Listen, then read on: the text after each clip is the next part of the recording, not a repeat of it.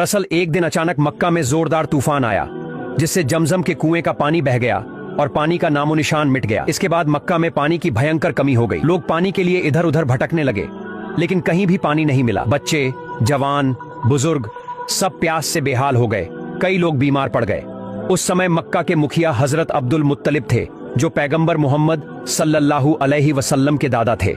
परेशान लोग उनके पास पहुंचे और बोले, आप हमारे मुखिया हैं, कुछ कीजिए। अगर जमजम का पानी नहीं मिला तो हम सब मर जाएंगे। यह सुनकर हजरत अब्दुल मुत्तलिब बहुत चिंतित हो गए।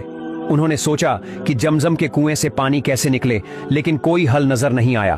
उन्होंने अल्लाह से दुआ मांगी, अलग अलग मन्नतें मांगी, मगर कुछ भी असर नहीं हुआ।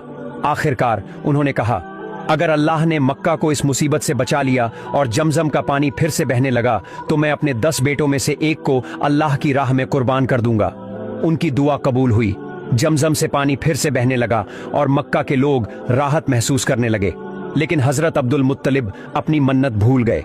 फिर एक रात जब वे सो रहे थे तो उन्होंने सपना देखा।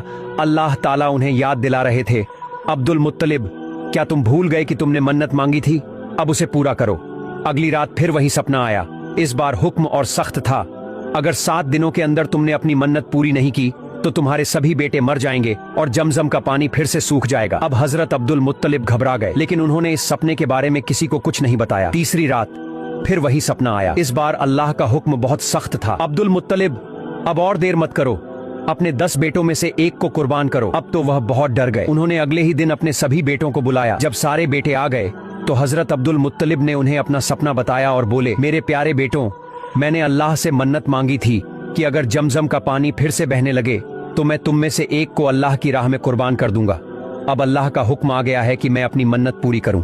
अगर मैंने ऐसा नहीं किया तो तुम सब मर जाओगे और जमजम का पानी हमेशा के लिए बंद हो जाएगा।